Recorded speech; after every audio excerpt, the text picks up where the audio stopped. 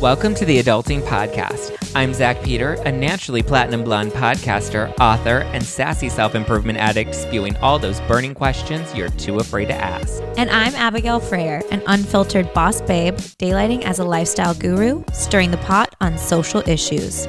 We're here to help you look cute, live well, work hard, and stay woke.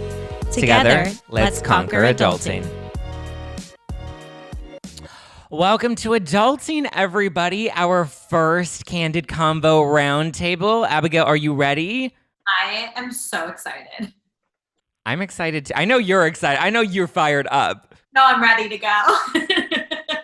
So it's our first Candid Convo. Today we're talking all about race in America. So it's gonna get good. It's gonna get spicy, and we gonna have some interesting discussions. I'm ready to fight with Abigail. No, we're not gonna fight. I feel like this is the one conversation where no one's going to be fighting on. We're going to be fighting against. Yeah, I feel like this is the one Candid Convo where we're not going to fight, and we're going to get heat, or we're going to get passionate, and that'll be good.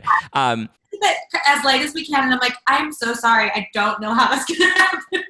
I know. I was like, I need to turn the dial on Abigail. No, you're good, boo. I love all of your Instagrams, and the passion that you have right now motivates me, and I feel like I need to jump in a lot more because I see you and I'm just like, she's doing it, you know?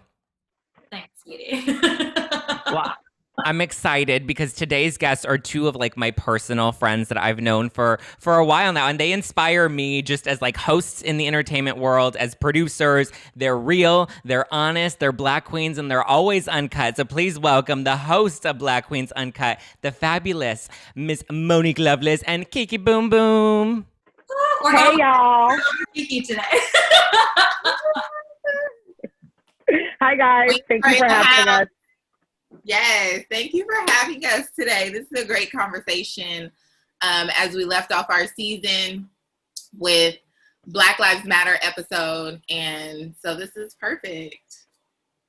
I'm excited to have it because I know, Mo, you and I have had a lot of discussions over the summer, and I have listened to Black Queens Uncut, and there are so many things where even in having conversations with you, I'm like, God, I feel so fucking stupid because I didn't realize so many things that I had been blind to or conditioning that I had been raised with. And that's why we wanted to kind of come to the round table today, having a difference of background. Yes, I am a minority. I'm Hispanic, but most people don't necessarily see that. Most people see me and they're like, oh, you're some white Asian dude. And I'm neither white nor Asian. But I don't come to the table with much culture. And we've had conversations about that where I'm like, you know what? I do need to come to the conversation and talk more about, my heritage and my upbringing. And so we wanted to have, the two of you ladies on the show to share your experiences, and then Abigail to come and represent white privilege in America.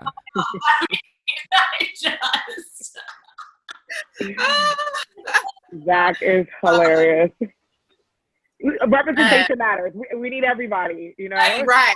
Across the board. I think this has been a great, and Zack, we've talked about it. I think this has been a great, this has been a little bit different. We've been fighting on the lines for years now. Yeah. And just to have across the globe, so many people come and be like, Black Lives Matter, and all, you get the All Lives Matter crew, but all lives don't matter unless Black Lives Matter, because we are human beings. So everybody representing is such a beautiful thing, and to represent across the globe is even more beautiful. So yeah, it's been a big shift. It's been a shift.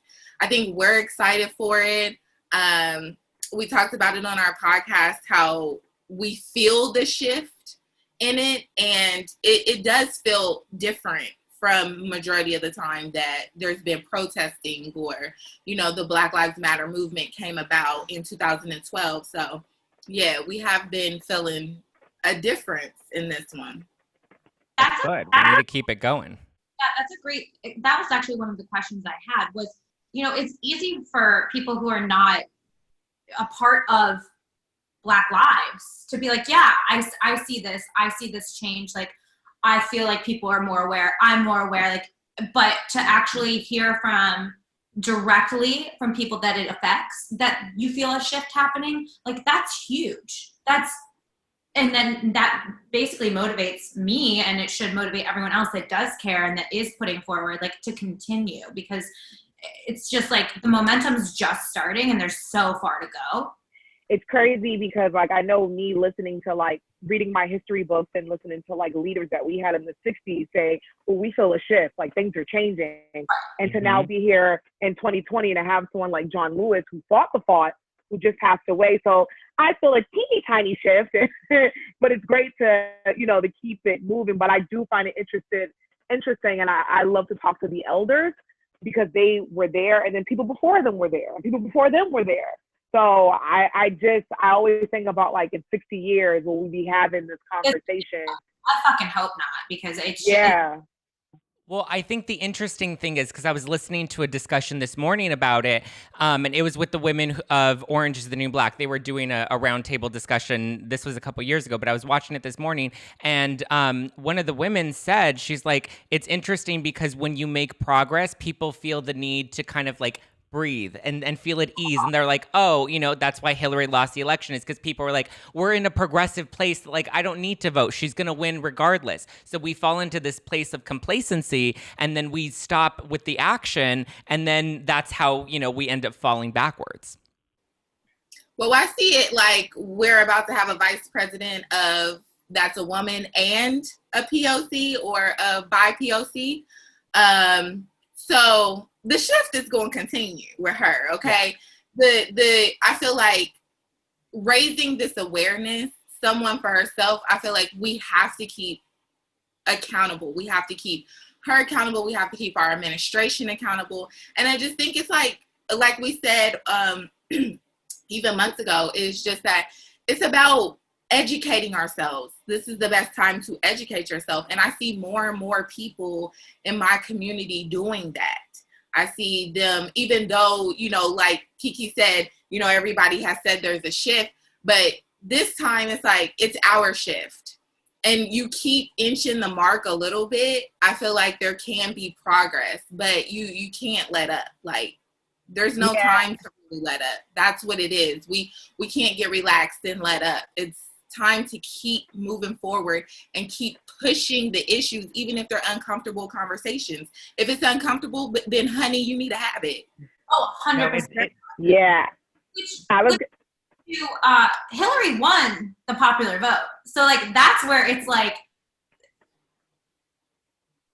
you know, that leads back to, like, systemic issues also, which leads back to how many people were counted for the Electoral College. So it's like there's such a deep-rooted situation in literally everything that happens in this country. So even when we say, like, get out and vote, it's like, no, like, it's got to be like it's got to be the Electoral College. Like, it can't just be everyone getting out and voting, because, like, that's happened time and time again, you know? Mm-hmm. Yeah. And it just goes into voting. I just want to say this as well, too, because she brought up voting. I feel like it goes into this where if, and I hear a lot of my people say this, oh, I'm not going to vote because our vote don't count. That's what they want you to believe, because our ancestors died for that. They literally died for us to have the right to vote. So if it doesn't matter, why are they stopping it so hard for us not to vote? And the crazy thing is, like, we just got the right to vote. Like, my mom was born in 1964. My mom's only 55. So, like, Black people just got the right to vote. So I think it's very important. And I think also, because I know it's about education, a lot of people don't understand, like, it's just not about the president. It's about your senator, your governor. It's about your local administration. It's about the Senate. It's about vote. Like, you know what I'm saying? I think people don't understand that. And they're the ones that have life almost more than the president is. Like, yeah. So it's one of those things. But like Monique said, like, the reason they're stopping, you know, they're trying to stop the vote and voter suppression is because it's an important part. So I wish more people knew how important it was. But it is sometimes, it sucks when you do see someone like a Hillary Clinton who goes forward and you're like, God damn it, she got all the votes. What happened? So, you know. It's the system. It's the system that's in place that, you know, I think that's another thing is we have to remember that, like you said, there are so many other parts. Like, it's not just going and voting in November. It's about voting in our local elections. It's about holding people accountable. It's about getting people out of office when they've promised to deliver something and haven't. You know, all of those things are so important. So we are going to do, so our round table, we have a bunch of topics that we've put into a bucket. And these are kind of some common things that we hear just in our culture today. Some of them are stereotypes. Some of them are, you know, things like all lives matter, like these things that we've heard. And I want us to react honestly and just kind of be like, how does this make you feel? Is it applicable in your community? Is it something you heard growing up? And what is your reaction to it? And do you feel like it's problematic? And, you know, and just have a discussion about it and, you know, kind of go around the table and share our different backgrounds and experiences and, you know, have hopefully a progressive conversation moving forward. Because I feel like, you know, with myself, with Abigial, and with the two of you ladies, we are representing a bunch of different people in America right now. And I feel like somebody will identify with one of our experiences, and hopefully if we can change their perspective just a little bit, because what we need to do is stop talking to each other in our community and start talking to other people in other communities and try to shift that conversation. So, but before we dive into those, we're going to select them at random. So we don't know what we're going to pull up first. But before we get into those, we want to play Espresso Yourself. It's something that every guest that comes on the show gets to do with us. And it's really just to kind of humanize you and have fun before we really kick off the conversation. Are you ready? Yes. I'm ready. Awesome. We're ready.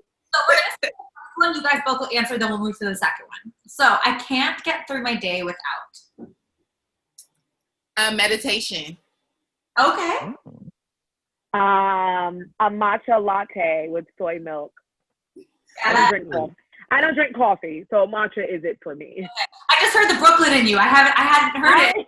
The coffee. My accents are so weird. It's like a Boston, New York accent mixed in one, but coffee is very strong. The next one is to stay fit. Hard during COVID. Right. During COVID, it's nothing. But usually I do boxing and weightlifting. Okay. Okay. Let me stop. During COVID, I've just been trying to eat a little bit more healthier because I definitely gained the COVID 15/20. So it's me just trying to eat my greens, drink more green juice, and try to go on as many walks as possible. That's so damn extra. You haven't gained no 15.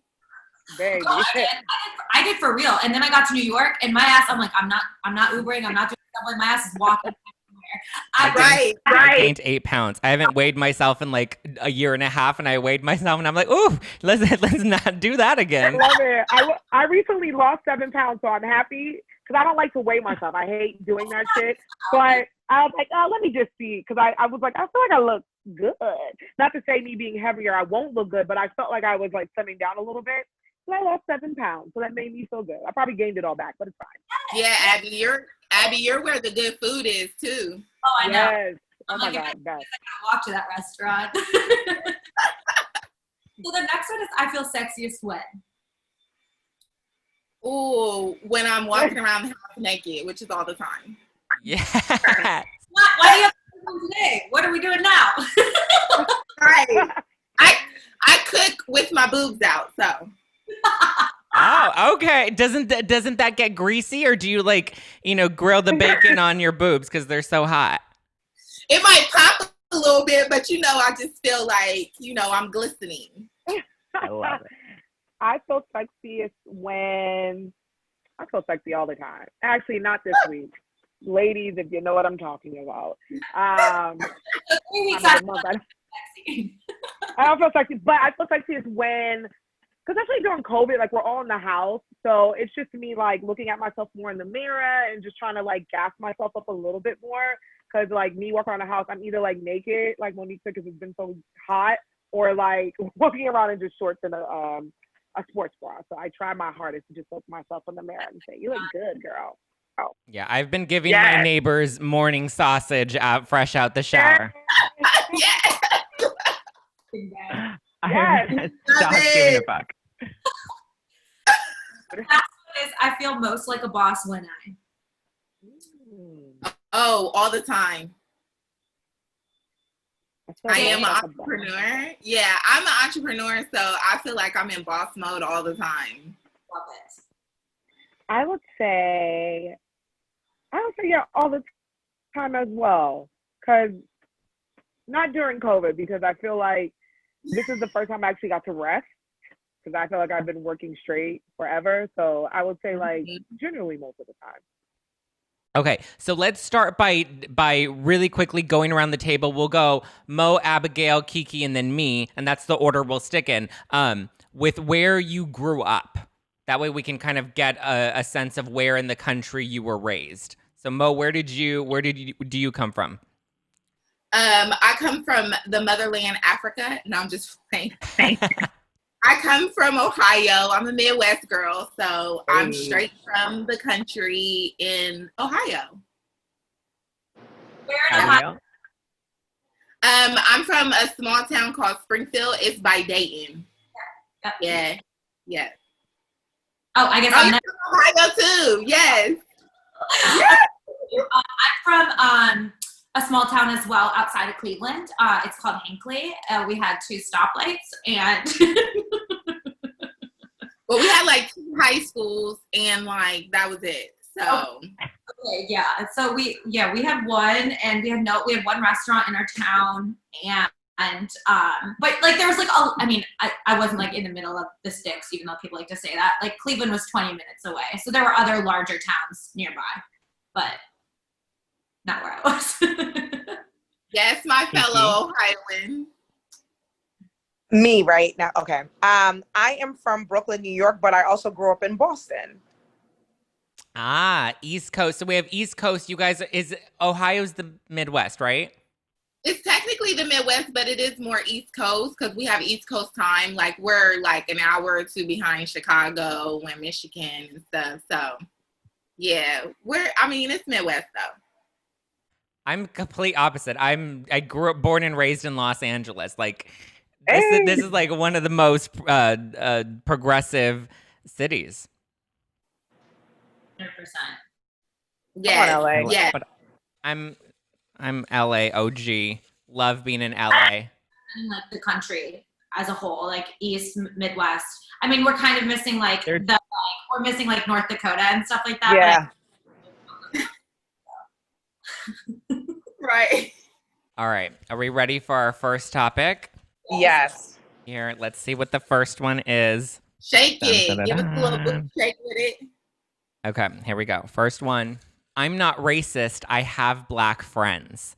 Mo? Racist. Unconsciously racist. Unconsciously racist because like what? Because I've heard that. I heard that a lot because Kiki's face. Kiki, what was that face about? Go ahead. It's one of those things like you can have black friends, you can have a black spouse, you can have black children and still be racist. It doesn't matter. Like, and I hate when people say like, oh, I have one black friend, I can't be racist. It's like, yes, you can. And the fact that you can count how many black friends you have, to me, it's like, okay, grow up. Instead of like, I'd rather you just be like, you know what, there's things that I've said and I've done that I may not have known contributed to me being racist. There's probably things that I've done and said that are racist that I didn't know, but I don't intentionally mean to be racist. But I hate that whole, like, I'm not racist because I have black friends. I have a lot of biracial friends who have white parents who are racist. So again, you can have a black spouse, black children, black friends, black brother, sister, and still be racist. And I totally agree because it's just a non-accountability factor. Like you're just not being accountable for what you may have done. You may have not done anything, but to say I have a black spouse or I have black friends, like clearly in that moment, you're probably saying something racist.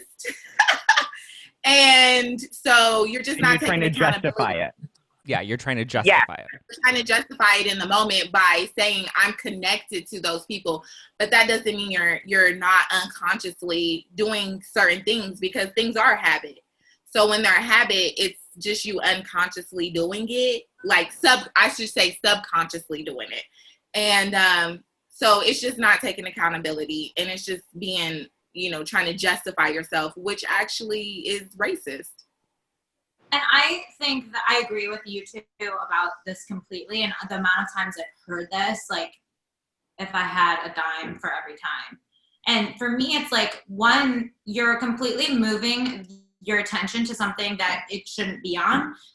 If you are ever in a situation where your response is that, why don't you stop and see what was causing someone to call you out? And rather than try and move the attention to something new, be like, hey, okay, I can see where this came across this way. And what for me has been really hard to get across to people that are white is that it doesn't matter whether you are doing actively racist things.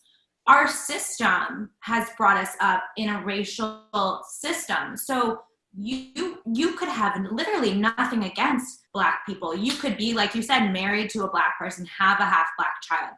The system still benefits you. So that is still a racial issue. We're born, not necessarily, it's really strong to say we're born racist, but we're born with racist tendencies because of how society paves the path for us. And it's being aware of that and recognizing that. And as a white person being like, wow, this I took for granted my whole life. This is wrong. And then moving forward from it. And there's nothing wrong with acknowledging that and then moving forward. That's what you need to do. But to completely pass it off onto some bullshit answer that has no real validation and it doesn't come to a conclusion is ridiculous. Agreed. Right. Yeah, Agreed. I think Racism so deeply embedded in the fabric of America that we don't even see it anymore until it's come to the forefront where we're forced to see it. Yeah. And I feel like that is the issue of us, of our community too, is like we just kind of brush it off or we don't speak up. There's plenty of times where there's been somebody in my face and I've just been like, well, I ain't even gonna have that conversation with you because it ain't even worth it. But I should. And I have to take accountability for that as well because you're not, clearly you don't know our full history. And I always say this, for example, like a lot of people always think the Black Panthers were just this mob of crazy people. And Zack, we talked about this and it wasn't. It was literally our police from the KKK and, you know, them busting into our houses and putting fires up in front of our houses. It was our militia. It was our police for us to be safe, for our kids to be safe. It was literally just us defending ourselves. And a lot of people don't know that. And giving back to the community as well. Like, yeah, because I believe in the 60s and the 70s, like, you know, because Black people just got the right to vote in the 60s and there wasn't a lot of government funding for Black communities. So, you know, the Black Panthers created like free breakfast and free lunch for Black kids in the neighborhood and feeding people in the neighborhood. So it started off that way as a protection and we had to do something to protect ourselves from Jim Crow and the KKK. Right. Because we have to also remember that Jim Crow didn't technically go out of law until 1965. And my mom was born in 1967. And Kiki even said it. Her mom was born in 1964. So that was 50 years ago. That was our parents that still grew up with that. So imagine how it comes down. It's just not slavery. Yeah. And the thing is, we aren't taught any of these things in school. I mean, when I was talking to you, Mo, we were taught what? Rosa Parks and Martin Luther King. And that was it. And it was it was 1 week in February because that was Black History Month where, you know, we highlighted the two of them. And like, I didn't grow up learning about the Black Panthers. That was something that I didn't know about until I became an adult, you know? And the fact that that is part of American culture. We learned in school and it was that they were extremists. So it's like, mm-hmm. That's funny. And you know, because there's even a lot of Black kids who didn't grow up with a lot of the education because again, it wasn't taught in our schools. So depending on how you grew up and where you grew up, like me, I'm from Brooklyn, but I was raised in Boston, which is a predominantly racist city, white city. I went to an all-white Catholic school, so I didn't get a lot of that education, but my mother and great-grandmother made sure that when I came home to do my homework, I was reading and doing research on certain Black leaders and my Black history and learning about Africans before slavery. So, you know, and there's a lot of Black people who didn't know until they got to college, until they, you know, had Black studies as a major, until they took certain classes. So can you just imagine, like, if some of us didn't know it, there's a lot of people who aren't Black who didn't know because it wasn't taught in school. Like you said, Zack, it was mostly MLK and Rosa Parks. Right. And, right. you know, thank God for the internet now where, and social media, like, where now people are posting all these great leaders and all these inventors and things that Black people have done. So now you can now do the research and do the Google and look it up and do the studying. And I think to the point of, you know, I have a Black friend, therefore I'm not racist. I think people need to, one, understand you can still have racist tendencies, or you can still have conditioning with, you know, stereotypes or just things that you heard growing. I mean, I know I heard things growing up because I remember in high school being like, I have one Black friend. I'm not racist. I've said that. You know what I mean? And now I know why it's wrong to not say that anymore. You know, I've always been somebody that's willing to kind of put my ignorance on display and hope that people kind of learn from it through seeing me fuck up. And trust me, I've fucked up a lot, especially this year, you know, and I'm learning and I'm growing. But I think you have to acknowledge that there's probably conditioning that is still in your brain, in the back of your brain, subconsciously, that needs to be dealt with. And that is the importance of going on Google. That is the importance of having conversations with people of different perspectives and backgrounds. Where, I mean, this is America. And I think it's important for even you or anyone to say that, like, hey,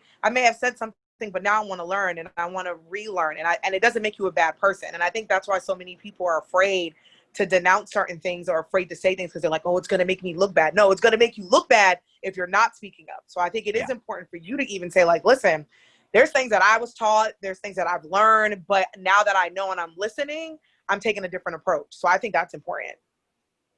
Yeah. Are we ready for the next one? Yes. All right, let's see what the next one is.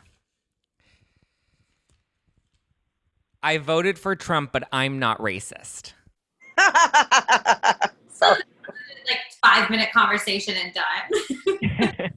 Can you vote for Trump? Oh my I mean, I God. guess this kind of piggybacks off of the last one. It really does. I feel like even though you have Black people who say that, or you have other people that say that as well, when you are, it's just even with police brutality, when you are condoning something, you are literally giving it power and you are literally saying it's okay. So you are backing it. So technically, by association, yes, you are.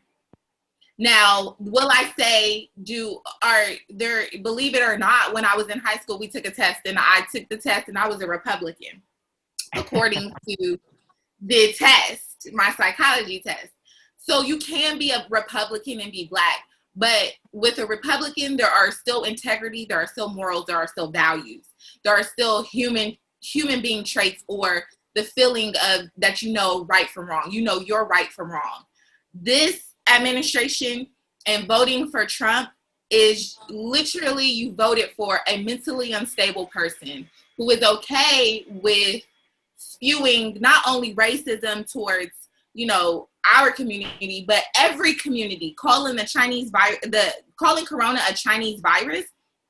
That's racist, and you're okay with that, and you're backing that. If you vote for him, you're backing that. So yes, I believe that you feel it's okay to be racist, and when you feel it's okay to have racist people leading you, then yes, you're a part of racism. It's saying that somebody like him can spew that rhetoric and can and it makes it okay for other people to, you know, feel, it validates those feelings when, like, look, we just said you're gonna have some of those feelings and thoughts based off of the conditioning that we had growing up in America. However, that doesn't mean that we can't grow and change from that. But if you allow somebody that represents that to represent our country, then all you do is continue to enable that. Yeah, and because, oh, sorry, Abigail, I'm so sorry, babe. Go ahead. No, I was going to say, and because, you know, 4 years ago when he started, he was spewing this before he became president. So for you to walk into a booth and press his name, to me, yes, it does. It means that not only are you racist, because it wasn't just Republicans who voted for him, you're a sexist because you didn't want a woman to be president. You hated this woman in her suit so bad, you rather vote for a homophobic, racist, rapey bigot. And to me, you press that, it just didn't sit well with me. And there were people I went to high school with who was proudly on Facebook saying they voted for this guy. So 4 years ago, he was saying nasty things and you still went ahead and voted for him. And he's still saying nasty shit. So yeah, you are. I think too, it's very important, especially as we've seen this election, we've seen over 70 endorsements from the Republican Party for Biden, right? And so I think this is not like a Republican Democrat situation. And I'm a registered independent because I think both parties are fucked, but we're never going to have a strong third party in my lifetime, probably. So, but this is not a Republican now. This is like a threat to society. And I think that, you know, there are so many Republicans that are voting for Biden. And I think it's right to say like a Republican's racist just because they're Republican. Like, listen, growing up, my parents are Republican. I'm fiscally conservative. I'm socially so liberal, it's disgusting, but I am fiscally conservative. And then when I broke down in the last 2 years, I've really been trying to like figure things out for myself. But when I break down what fiscally conservative looks like, it actually does have negative benefits for people of color. Yeah. Not negative benefit, and negative outcomes for people of color. So it's figuring all those things out. But Trump's not a Republican. He is. Right. I think because I am seeing ads now about Republicans against Trump, and I think that's great. And there were even Republicans against him 4 years ago. I think my issue with the Republican Party, and not all with some, was speak up, everybody. You know what I'm saying? 100%. And I think it was this thing where it was like, we're against him, but we're kind of afraid. And it's like, fam, would you want this guy representing your party because he's a danger? So I do love seeing the ads now where a lot of Republicans, they're like, And if you see, before he was nominated in they were like, hell no. And I've seen all these great ads and they're like, we're voting for Biden. This guy's nuts. I just wish more Republicans spoke up 4 years ago, but we can't do the woulda, coulda, shoulda. We just got to move forward and just do what we, think is best for this country. Biden, honestly, is a great example of someone who has done racist shit in the past, has racist. However, he's acknowledged them. Yes. Forward. He has his vice president behind him, who also has done racist things in the past against her own people with incarceration, but has come and said that and hasn't had that history in the last 4 years of decisions she's made. So I think those are very important things to understand too, that people can say, hey, I fucked up. Yeah. This isn't going to happen. Yeah. That's important. Absolutely. Like, yeah. I think it's so much more than just being racist because you voted for Trump. It's just being like what in your moral compass has made you think that like this is the person that needs to represent our country? Because I think also too, people were like, well, it doesn't hurt me, so I'm fine. And it's like, yeah, but you claim you have all these friends from different backgrounds and family members, but it's hurting them. It's hurting women. It's hurting LGBTQ plus community. It's hurting the Black community, Hispanic community, Asian community, disabled people. Like, you're hurting so many other people. So just because it doesn't hurt you. And that's racist. It's right. like, Let's not forget that back in the day, he took out a front page ad for the Central 5 and you had nothing to do with that. That had nothing to do with your business. And for you to take your money and try to get them to give these boys a death penalty in front of everybody, that speaks volumes just within itself. Yeah. And this was back in the early 90s, 80s, 90s. So it's like, come on now, the deep-rooted history is there. Yeah. All right, are we ready He's for the orange. next? Yeah. He is orange. He needs help with his spray tan. Like, if anything, like, he needs... I'm all about, I'm all about like getting rid of like color blindness and like appreciating other cultures, but like that's one shade that I can't get behind. He's doing his branding. That's his branding with his white eyes, his white under eye. Okay, are we ready for the next one? Here we go.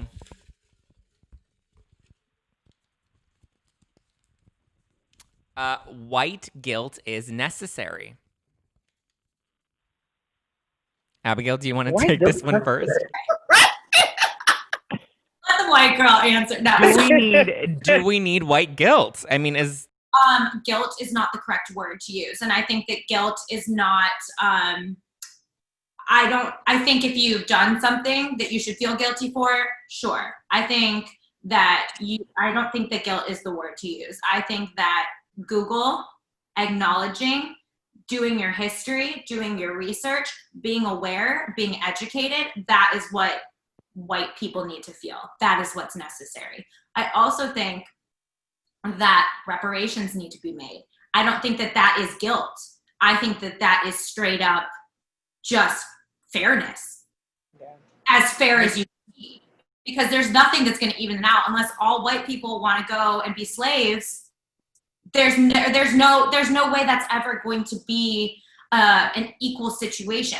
So doing what can be done fiscally to help alleviate some suffering, because you're never going to be able to alleviate the generations upon generations and the generational trauma.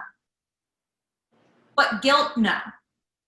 I think guilt is where you end up with like the PSAs that like Sarah Paulson and like Chris Evans, like that's where you get guilt, is you end up with like campaigns like that, which was like the biggest white people making something not about them.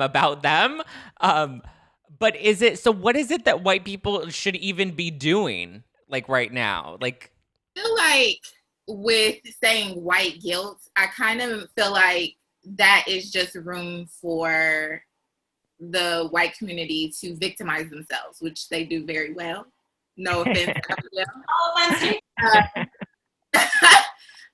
So I just feel like it's a way for them to kind of victimize themselves. Like, why do you think it's okay for you to pull out your camera as you walk into stores and not have your mask on and think that people are going to side with you while you may be putting other people in harm's way? That's crazy to me. That's victimization, and there's no room for it. So I just feel like it's acknowledging and education on wanting to learn about other people. Like, we're a diverse nation. So I don't understand, like, if we're such a diverse nation, instead of trying to put people out, you need to just take it in and get to know and educate yourself with other cultures, with other communities, and just educate yourself, like want to educate yourself, and also just acknowledgement. And I also I'm sorry, I know I don't want to overspeak on this, but when you say educate yourself, also, that is not code for call your black friend and get them to educate you. That is, I was going to say that. Your own. Okay, but see, but I did that, and I understand now why that's really bad. Like, I get it. I understand it now. But like, when everything was first going on with George Floyd, the first instinct was to pick up the phone and call Monique and call people and be like, I don't get it. And then I realized, oh my God, what a fucking idiot I am. Like, thinking that the issue, just my way to help black people is to have them tell me how I can help them. And like, it's a personal responsibility. But again, I'm willing to put my ignorance and my, missteps out there so that hopefully people can see that like, this isn't the way to go. Yeah, I was going to say, I think for what, and I love you for stepping up and saying you did that, you own that. And I think what white people and non-black people of color have to do is do the work yourself. We cannot do the work for you. This is our lifetime. We come out the womb and we're already like, this is already embedded in us. This is the shit. Can I say shit? Can I cuss it? Okay. This is the shit that we deal with on an everyday basis. So it's like, we can't educate you. And it's one of those things where now we live in this century where there is the internet, there are books, there are Googles. And I understand if you have a close friend and you want to know certain things, but even then, like, we're going through traumatic shit where we have to keep watching videos of ourselves being killed and murdered. Right. So we don't, sometimes mentally, it's a lot. Like, we don't want to tell you what to do. Google it and remember there was a time there was no Google. You had to read a book to figure out what to do. So I just think non-black, there's like, you don't even have to fucking read if you don't want to. Turn the TV on and listen. There's Instagrams now dedicated for the education now to teach you about certain things, to teach you about certain words and what's the right thing to say and people that you may or may not know. So I just think for white people and non-black people of color, you just got to do the work. And it's not let me post a black square 1 week and we're good. This is an everyday thing. This shit is every day and it's going to happen for the rest of our lives. So I think it was cute that people were like, yes, we stand in solidarity, Black Lives Matter, but what are we doing going forward? Yep. Right. When And that's outside the thing, opens and we like, all go back to work, are you going to continue to hold your family members and your friends accountable? When you post stuff on your social media, don't close the comments on. Leave your comments on.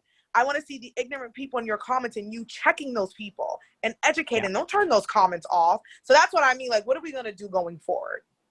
right. And another thing is like, even though it may not matter to non-Black people or, you know, altogether, it may not matter. You go on with your life because we can't hang up our color. We can't hang up our race.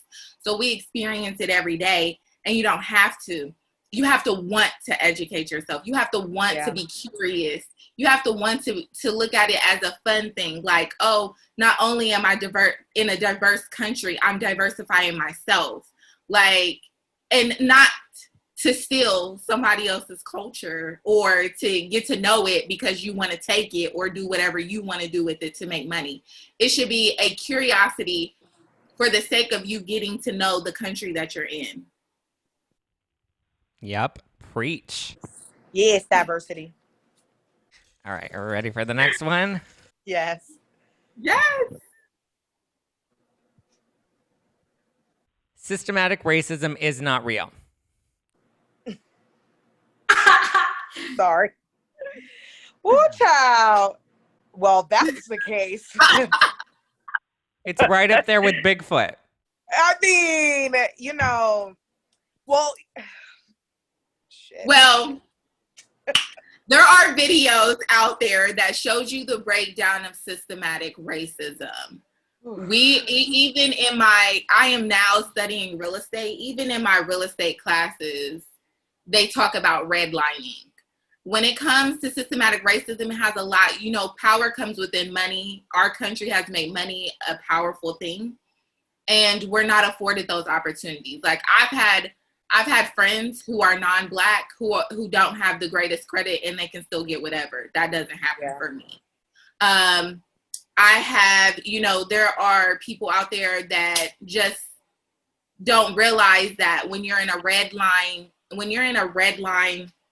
area, that means you're not getting funded like you should. That means you're not getting the incomes that you should, which means your school is not being funded like it should, which means your kids aren't being taught what they should be taught or how they should be taught. There's no reason why kids should have 30 kids in a classroom. One teacher cannot deal with 30 kids in one classroom.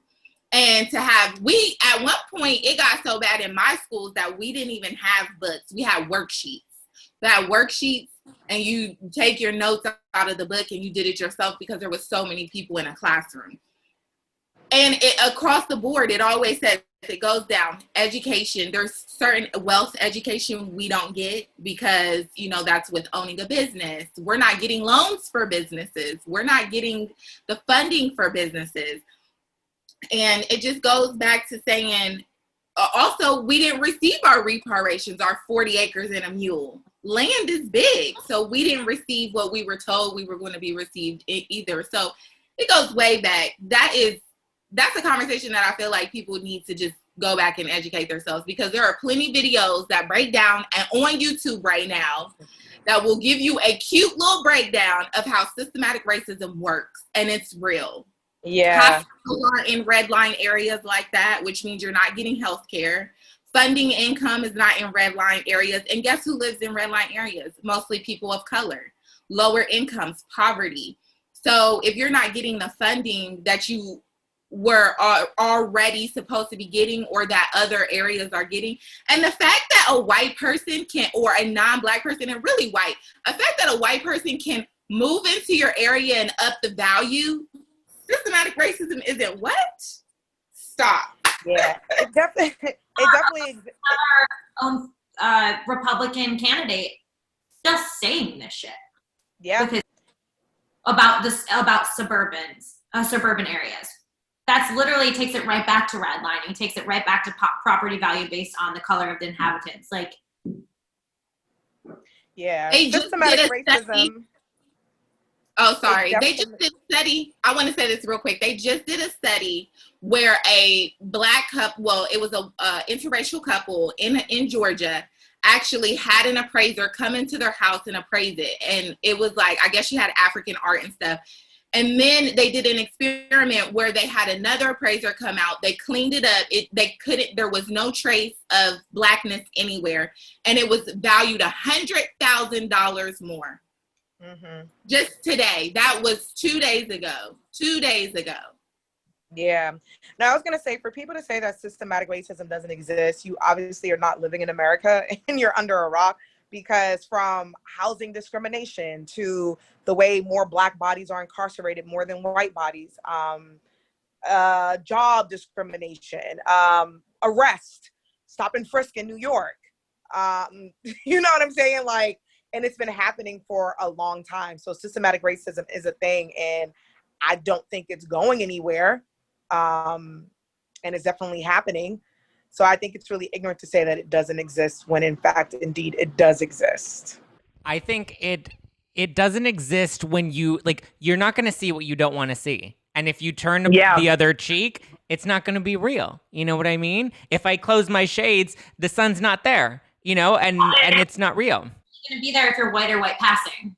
You guys don't get the option to turn your cheek and not have it be there. Exactly. Right. The privilege to turn your cheek and not have it be there. Exactly. Right. Which again is great. I don't understand how anyone. That's why I always tell people, the library opens up sometimes on social media, and you got to read people. It's like you can't really call Black, and this is real. You can't really call Black people racist. We can be prejudiced, but we're never. Racism means superior of a race, and we haven't experienced that to even be racist. And we haven't created laws. Right. We can be prejudiced, but racist is right. Everybody's prejudiced. Every race is prejudiced, but Black people can't be racist. And I tried to explain that to someone who was white. I'm like, there's systematic racism in place. When the Black people have never created laws, we're not you know what I'm saying? Like, everyone's prejudiced. The government doesn't put you on a pedestal. The government. We haven't made signs that said Black only, white only. We haven't made those laws. Like, that's just, it doesn't exist. So Black people cannot be racist. Everyone can be prejudiced. All right. Are we ready for the next one? Yes. She's just a diversity hire. Oh. Have you heard that? Yes. And how does that make you feel? I mean,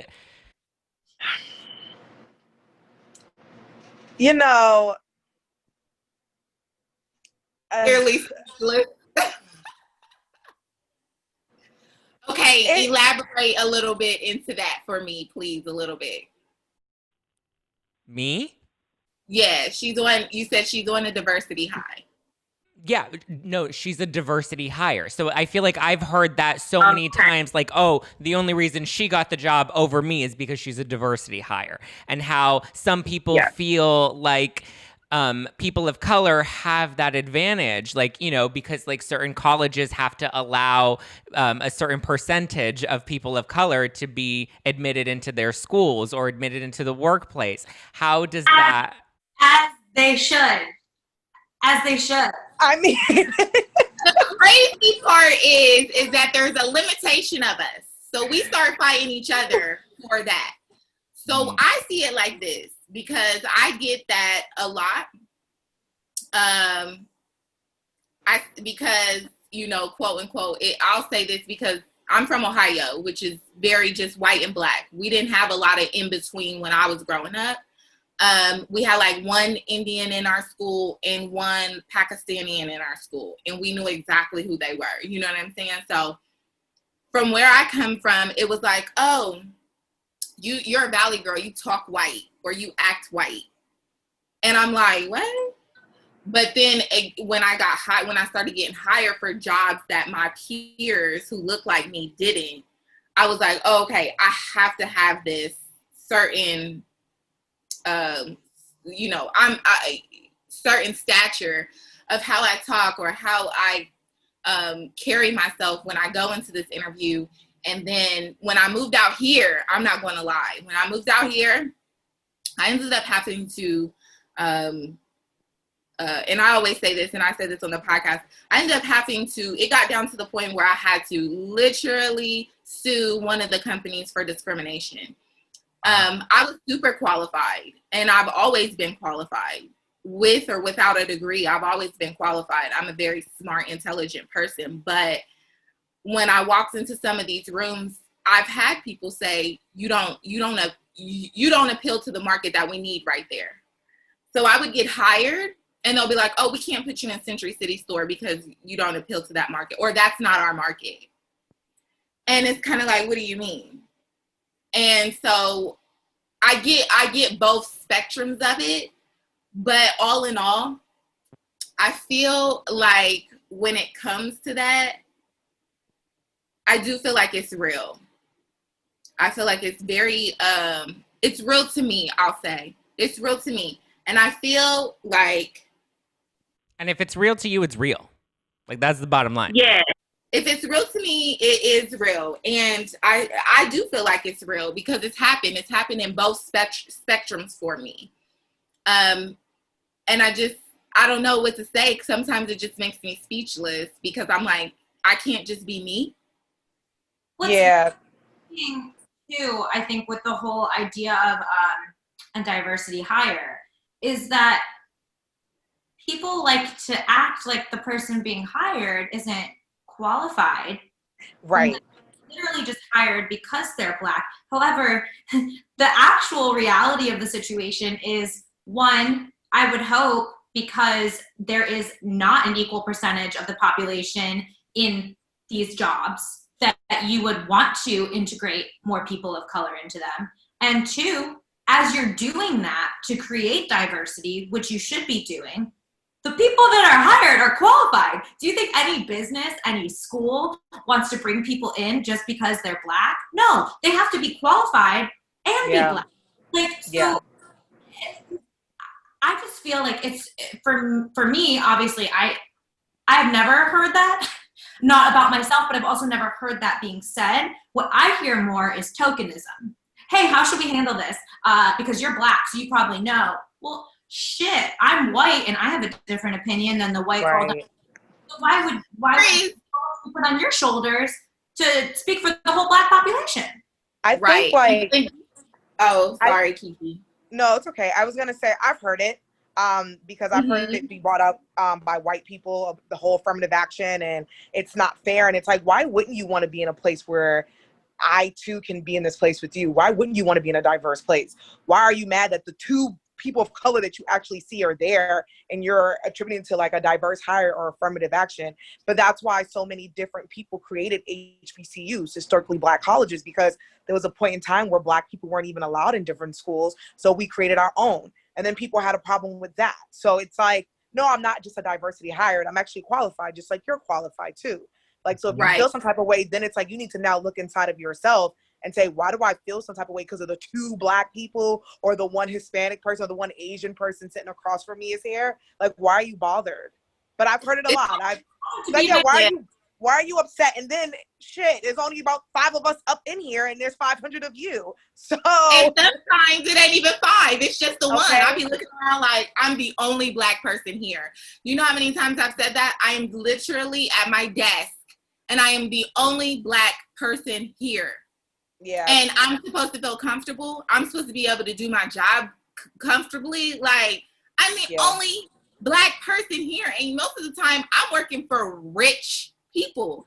So it's just kind of like a diversity. I've heard it too, and I've seen it. Like, being the only Black person in a room when you're sitting at your desk, you a diverse hire. And I feel like your name, it goes, and you want to be qualified. You want to be like, you know what? I come with qualifications. I should be hired just because my qualifications meet. But no, because the Lakeisha Jackson, majority of the time, her, I've seen it. Her resume will get thrown to the side just because of her name. Just off of her name. Because of diversity hires, is there ever a point where you get a job and then you question your own ability to even be there, where like it's a bit of an imposter syndrome? I know the white bitches love to make imposter syndrome their talking point, but like, is that ever something that you face because of that argument that, oh, we only hire Black people as a diversity hire because we have to?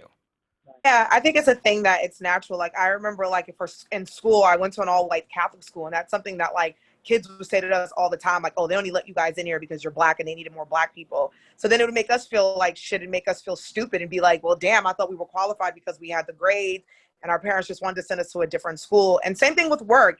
And I know for a lot of Black folks, a lot of times we're in these situations where we do get intimidated, and sometimes we feel like we have to now code switch because we're like, damn, I don't want to make someone feel uncomfortable because now I'm here. And then you start to question yourself and your ability.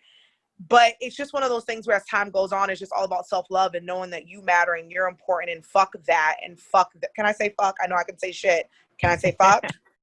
We're an hour in. that. You can say whatever you want. You are important and you belong there just like they belong there. And don't make yourself feel less than. But it has, I'm not going to lie and say it hasn't happened, because it has. I've felt that way before.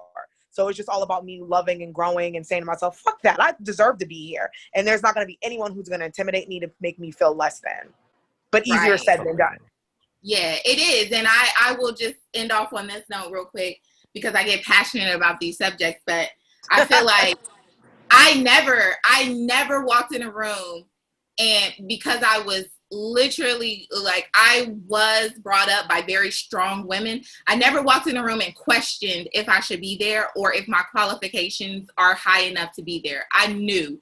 But you do get people in there like, oh, I should have been this, or I should have done this, or how'd you get here? So it can put some question marks in your mind. But being able to have strong Black women who have fought through whatever they fought through to get to where they are, and always told me to never question it, even no matter what. I may be in an uncomfortable situation. I may look around and be the only Black person in the room, which has happened many of times. And I may have to code switch, because code switching is real. But all in all, I've never walked into a room and felt like, well, I shouldn't be here. Yeah. Are we ready for the last one? Yes. All right, let's see. All Black guys have big dicks. Oh. False. Well, first of all, let me just say there's different angles to this. So one, that's false. Okay. Two, I hate that. I hate that. And when I hear non-Black people, non-Black women and men say that, I will call your ass out, because I've done it before and I've done it to friends. And I hate it because it's fetishizing us. We are not for your sex thrills. It's weird. It's creepy. And I had a great conversation with a friend of mine who wasn't Black. This was a few years ago, because she used to say ignorant shit like that. And I asked her, I said, what is it? Why do you like Black men? Please tell me. Tell me, what is it? Because of their dicks? That's creepy. It's weird. It goes back to slavery. It's fetishizing us, and we are not sex objects. Black women and Black men are fetishized for their sexual parts. And sometimes, even when we're interracially dating, it's hard because you don't know if people actually like you, or they're just intrigued because they heard that Black men had big dicks, or Black women were freaks in bed. I hate that shit. And if you think that, cut that shit out, because I'm going to call you out. It's different if you're a woman or you're a man and you say, I love everybody and I've dated outside my race and I date everybody. White guys, Black guys. But when you just horn in on Black dick, it's creepy. It's weird. I will fight you. And to discuss the rumor, I'm from New York. I grew up in Boston. Dated outside my race. Not all Black guys got big dicks. Not all white guys got big dicks. Not all Hispanic guys got big dicks. Like, all big dicks are not created equal. So Asian men have small dicks. Okay, listen. So, but that's the issue, is that minorities are fetishized. Yeah, we're fetishized, and it's They're exotic. They're exotic. And people are like, oh, I want to have a mixed baby, or I want that big Black dick. It's like. Wait. But is it weird? Okay, because like I get a lot of like white guys that are into me because I have like this ethnic I'm ethnically ambiguous. And I kind of like the attention, but then I see, like, I've been in situations where I see the dating history and I'm just like, oh, I do feel like just part of like your little fantasy fetish. I think there's a difference of somebody thinking you're attractive and then Yes. talking on that. But when they straight up say, I liked you because you're exotic, that doesn't say that they like the way you look. It's just Exactly. And as a white person, again, I feel like I'm taking the heat for everybody. But Reparations, Abigail. No, I'm kidding. I have dated interracially. I've dated interracially, not just with black men. I've dated a white man. I've dated 2 white men. I've dated an Israeli. I've dated Middle Eastern. I've dated 2 black men. One of my last relationship that was 4 years long was with a man of color.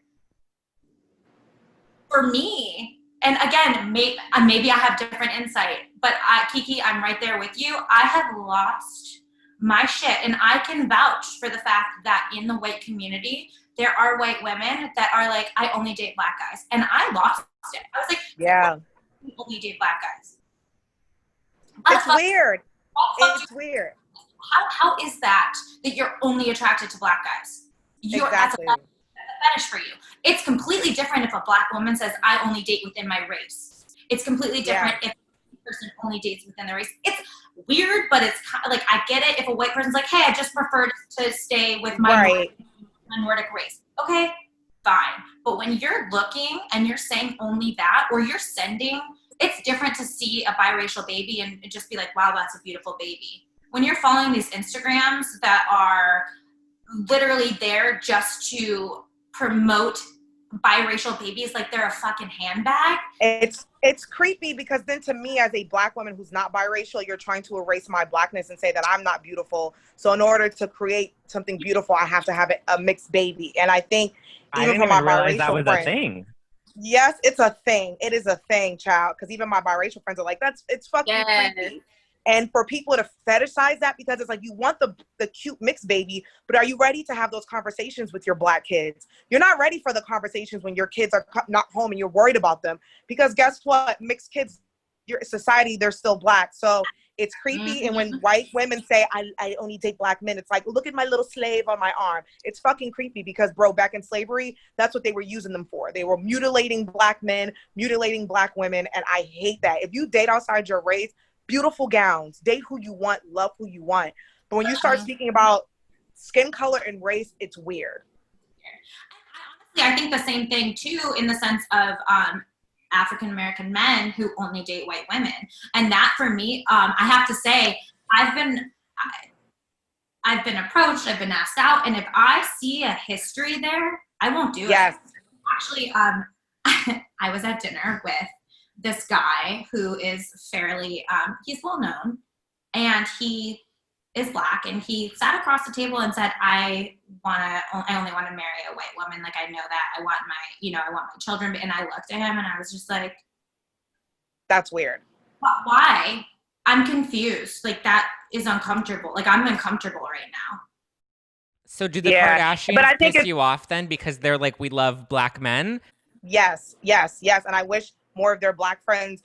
You know me, Zach. I do the Kardashian panel. I talk, and I always call them out for this because, and I wish like Malika, Khadijah, more of their black friends would call them out and say it's weird, it's fetishy, and like Abigail says, I appreciate even white women who step up and say, if they're with a black guy and they say shit like that. Like one of my best friends is biracial. She considers herself a black woman, but she's a light-skinned black woman, and she calls out black guys when they do that whole like, I don't date dark-skinned girls, and she's like, I only date white women or light skin. Am I a fetish for you? Am I like the slave owner and you want to? Yeah, it's creepy. It's weird, and I just feel like more people need to start calling out that shit. I hate that shit. I think it's disgusting, and I do love that more like white women, white men, and like light-skinned people are calling people out for doing that. But I have had conversations with women that I've heard say that, and I've educated them, and my friend was like, yo, thank you so much. I had no idea. And we've had great conversations because her and a friend were having a conversation, and I was like, don't you dare say that. Because she was like, I'm dating a black guy, and I just know he has a big dick. And we got into it. And I think it's honestly now it's like, is it, I really truly do wonder sometimes, are you doing this because it's a fad? Is this pop culture? Right. Like, oh, I'm gonna, and gonna be, and like it's like, what the fuck? So you've seen it enough that you think it's cool, and you're like, Right. like, I think another thing to it too, especially because like to that statement specifically, I think some people think that it's like when you say, oh, Asian people are good at math, they're smart. It's like a Right. stereotype that they think is like complimentary. Listen, this is it's not my friend. Look I'll be real. I went to high school with plenty of Asian kids that hated that stereotype because they weren't good at math. They weren't good at many subjects, but like, you know. I was gonna say my That friend was Sam them. she's Chinese, and she shows us, like, she's on dating apps, and she shows us the shit that men say to her because they're fetishizing her, and it's so nasty and it's disgusting, and it's like a fetish for Asian women, and it's like, and they say the most nastiest shit to her.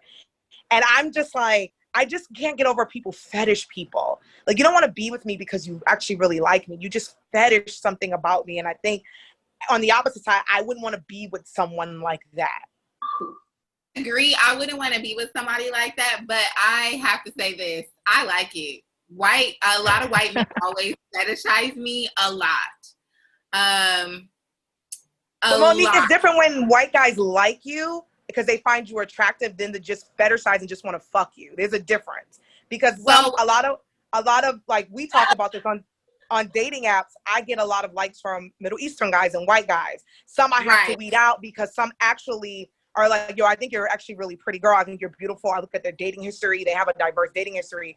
Then there's guys in my DMs like, oh, I would love to fuck you. I've never fucked a black girl. I watch Ebony on Pornhub and black girls are freaky. Yeah, There's a that's difference. different. But I think I get fetishized a lot by older white men. And Me too. I feel like it's a compliment in a way. I mean, you know, that part, the whole like, oh my gosh, I want to fuck you because, you know, you're black and I just, you know, I have this thing and I, you know, whatever. But usually when I know when I'm fetishized, like, I'm just like, no, I'm cool because I know you really don't like me you're not really trying to get to know me. But I take it as a compliment. I don't know if that's weird, but I take it as a compliment. And a lot of them don't come like that, but there are some that I've been out on a date with and they'll be like, oh my gosh, they'll touch my skin and be like, oh my gosh, your skin is so soft. How does it get like that? And I'm just like, I know what you mean. Like, I know what you're trying to say. What are they trying to Okay, say? Hannibal. Because of the melanin, it's soft. They want to skin you. That's Well, I mean, it's also one of the reasons I hate, like, when somebody's like, what's your type?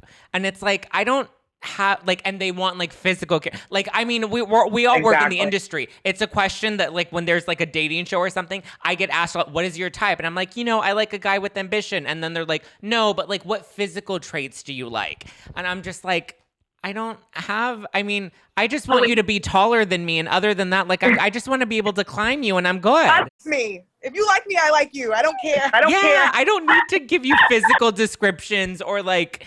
Or if they ask, I'm just like, 6 foot and taller. Like, I don't need to go into you, but like, I just want a tall man to climb. Just be tall. Just be tall, fam. I like short men too. No discriminating. I like short men too. Right. But I always just physically, the first thing I look at is height. I'm like, ooh. I'm like, oh, I'm a sapiosexual. So next question. Do you guys find racial stereotypes offensive? Because I know for me, growing up, that was a lot of like jokes were made in like high school, you know, based off of people's, you know, race. Like, you know, it wasn't uncommon if we had somebody that was Middle Eastern, not to say that this is right, but it wasn't uncommon for people to say, oh, you're Middle Eastern, you're going to blow up the school. And they thought that that was a funny joke. These things are, you know, things that I remember hearing growing up about people of different races. Same as like guys with black dicks or Asians are good at math or Asians are bad drivers. I did have an Asian friend and she was a bad driver, but that's not to stereotype her. It was just specific to her. But do racial stereotypes, do you find them offensive? Yes. Yes, because people still to this day like, though people make jokes, but people still stereotype to this day, and I think it's very offensive. People get hurt from stereotypes. People die from stereotypes. People won't get jobs, housing because of stereotypes.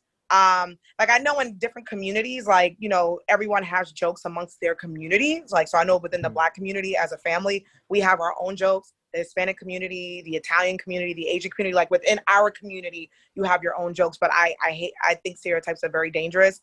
I think the four of us have been stereotyped and are still stereotyped to this day, whether we're someone of color, being a woman. I am a big girl. I'm stereotyped because of the way I look. I'm dark, I'm big, my voice is a little bit deeper, so I'm stereotyped all the time. So I think it's very offensive. First of all, you are not dark skinned. You're Carmel. I mean, listen, here's the thing. I am not chocolate, but I am a dark brown girl, and you're a red TV world and society's world, yeah. I am a darker Black girl. I'm not racially ambiguous. I'm not light skinned. I wish I was more chocolate. Shit, growing up, I was like, please make me more dark skinned. But, you know, working in this industry where, you know, in LA and in being on TV, you see what some of the Black female leads look like. A lot of them don't look like me. So, you know, we're stereotyped all the time. People stereotype darker skinned Black women. They say we have an attitude, we're loud, we do certain things just because of the way we look. So stereotypes to me are offensive. I think within your community, if you have your own thing and your own jokes and you guys joke about it as a family, do your own thing, but stereotypes towards others can get people hurt and killed. And it has, and it still is. Right. I hate being the GBF. I hate when I'm the gay best friend. I'm like, go fuck yourself. Like, I don't want to be your GBF, but it is. But the gay best friend, the Black friend who's upset. There's like, listen, I remember watching certain countries with The Real World growing up as a kid. And The Real World had every stereotype. It was the gay guy best friend. It was the angry Black girl. It was the jock guy. It was the lesbian Black girl. It was like the cool girl from like this country, the South. She was like Mormon. And like, she was super, like every stereotype. And I remember in college, I auditioned for The Real World. And I got through to like, I got through to like 2 parts. And what pissed me off was because of my personality, I'm bubbly. I'm like super like, you didn't fit the sassy stereotype. I didn't fit their stereotype. And they would put you in certain situations with 7 people. And they would say things to me like, do you want to like, what makes you angry? Do you want to yell at that guy? And I was like, no, I'm genuinely like an optimistic person. And I love. And they were just like, their minds were blown. They were like, wait, a Black woman who's not angry? And I was like, oh, I see what the fuck you guys are up to. And this was like early on. And I was like, and that's just, I hate stereotypes. Yeah, my family and I were doing a casting for a show. We were doing a casting for a show. And because we are Hispanic and we used our Hispanic, my grandfather's maiden name when we were participating in the show, they were like, oh, are you guys going to bring some spice to the competition? And we were just like, what?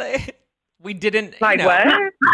Abigail, do you find it offensive when people, ask you if you like pumpkin spice lattes? Do you like pumpkin spice lattes? Pumpkin spice lattes, Abigail. No. I'm like, white girl, and I try really hard to not be the basic white girl because I'm not. I'm much darker than that. Like, I'm kind of like, absolutely not. Darker, I have deeper feelings. Like, I fucking hate pumpkin. Literally my whole life. Once you dye your hair brown, it's going to be really hard for you to ever get your natural back if you want it. And I was like, okay, da-da-da-da. And like, please call me a dumb blonde any day over the shit you guys are dealing with. But like that used to make me so mad because I'm one of the most intelligent people growing up in school. Like, and they're like, you're a dumb blonde. And I'm like, okay, sure. Like, I feel like stereotypes, majority of them I feel like can be negative, but they can be positive too. Like, I don't mind the saying that Black don't crack. That's a stereotype. Is it a stereotype though? Is it a stereotype? I mean, it's true. It's true. A fact. It's a fact. It's not a stereotype. But some of it cracks. So it is a stereotype. Some of it cracks. You just got to know how to listen. Everything cracks. Black mostly don't crack. You got to learn how to take care of the skin. So, I mean, a lot of stereotypes can come with negative connotation, but there are some that I don't mind. Like, Black don't crack is, like a lot of people think my mom is my sister. and she's in her 50s. So it's just kind of like one of those things where you're like, oh, well, at least I know I'm going to have some good genes. That's what I'm going to look like when I'm 50. But majority of the time, I think stereotypes are pretty shitty. Yeah, because we just talked about the one with like black guys have big dicks, or like in the dating world, there's a lot of horrible stereotypes out there about certain race, or like guys will say, I date like Latin women because they're more spicy, or I date white women because they'll do whatever, they're easy. I like Asian guys have like small pieces, like these are like horrible stereotypes, you know? And I talk to a lot of my friends in those race groups where they're like, yo, what the F? People have these like weird connotations and they think like certain things because of the stereotypes. So like, why can't Asian guys have big dicks? Like, let Asian guys have big dicks. Listen, I have dated a lot of people and not like that. I mean, like I've dated outside of my race and I've dated an Asian guy, and honey. He talks about it on the podcast all the time. Stereotypes are not true. They're not. They're not. Listen, it doesn't matter what your race is. Either you're blessed, right. Doesn't matter what your race is. You're just either blessed or you're not blessed. That's just how I look at it. Doesn't matter what your race is and your penis size. Facts. When does your show come back, ladies? Black Queens Uncut. When is it back? When can and where can people listen to it? So we are back, excitingly coming up next Wednesday, September the 2nd. We'll be in our second season. Woo! Yay! So we'll be back, and you can find us pretty much everywhere. Apple Podcasts, which is iTunes, Spotify, Google Podcasts, Castbox, whatever you're at, we are at. We are also working on a few things. So, you know, we want to do BTS and stuff like that, so y'all can see more of behind the scenes, more video of us and things like that. So yes, keep on the lookout because we are there. All right. Well, we're going to be tuning in. Thank you, Kiki. Thank you, Monique. Yes, thank you guys so much for having us. Our main thing is Anchor. So make sure you get on Anchor. It's Black Queens Uncut on Anchor. Yes, on Anchor. Thank you guys for having us and for having like these like open and honest conversations, because I really do appreciate it. Yes. For being willing to come on and like not kind of knowing ahead of time like what questions we were going to go. I know. I think, but it's more. We it's hit more a fun pretty that way. good. We hit a pretty good spectrum. Like we talked about politics, we talked about systematic racism, we talked about dicks. Like we talked about a lot. My daily conversations. I love it. A very diverse conversation. I don't know about you. I love to talk about politics like in bed. Like to me, it's just it's fun. Not me, child. I know. I fetishize politics. I love that though. I love your journey. I love that journey for you. Right. You need to do a skit on that. So we like to close each show with our biggest takeaways from the conversation. So I think let's round table with the number one takeaway that we will walk out of this conversation with, whether it was a reminder, whether it was something new that you learned, or whether, you know, it was something that you think would be important to reiterate for the audience. Monique, was one, or Abigail, we'll start with you. I love to start with you. I love to put you on the spot. What's your biggest takeaway from our conversation? I think not for myself, but that I want people listening to take away from the conversation is that you are in charge of what you do, what you say. You're in charge of, to a point, how it's perceived. And that all is something that you have to understand and you need to process, and you need to put as much effort into being knowledgeable when you do speak or when you do have any type of interaction with somebody, no matter what their race is, because you're responsible for what you do. Mo? I feel like the takeaway I would take away from the conversation, and also that I would hope others take away from the conversation, is to basically keep pushing forward as our own community, and also the non-Black community. Continue to hop on board, continue to educate yourself, and be curious about other diverse people. And just keep pushing forward. Like, this is a movement. We feel the shift. We want to continue to feel this shift. We want to break down systematic racism. So when that is said, it's real. It's not just being said. So, you know, just doing that, and make sure everybody, it don't matter who you're voting for, but go out and vote. Like, it's so important. It's detrimental at this point. So go out and vote.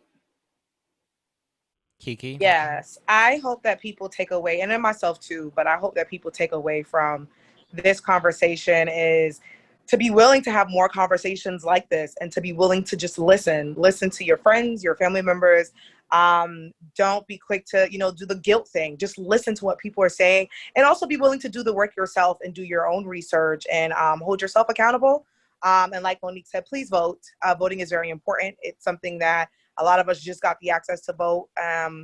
Please vote. And yeah, just to be willing to have more conversations like this, and to stop stereotyping people. I agree.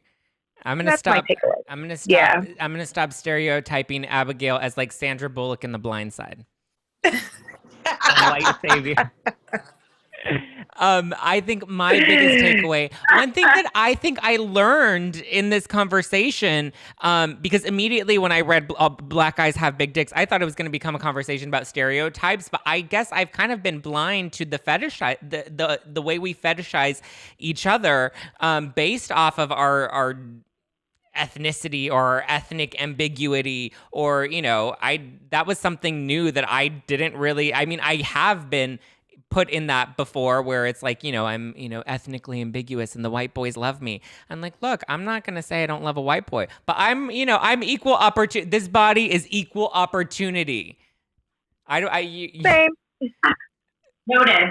But if we are talking about dick size, I do prefer a little smaller than bigger, but that's just me. Hey, that's just me too. I ain't got time for all that shit. I'd rather And I pleasure think- than pain. Yeah. The pain is think- kind of good.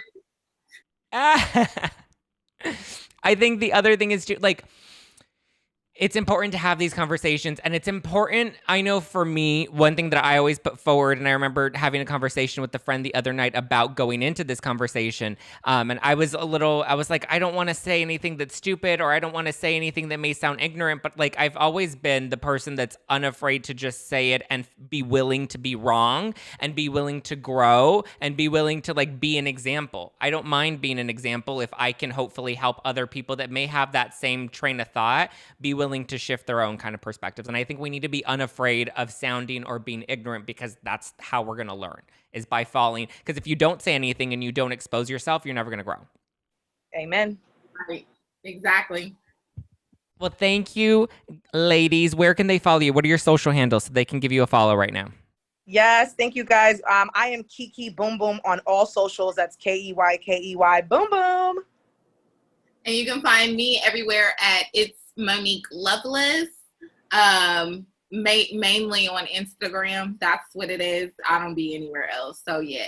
And make sure you follow at Queens Uncut. That's everywhere on Twitter, Instagram, and all the above. Yeah. Follow Queens Uncut and go listen to Black Queens Uncut on all podcast platforms right now. You can follow me at Just Plain Zack all over the internet. You guys can follow me at Abigial_AF. And don't forget to follow at The Adult Teen Podcast, because we have a really great content on there. We have really fun content. What? And on Roku now.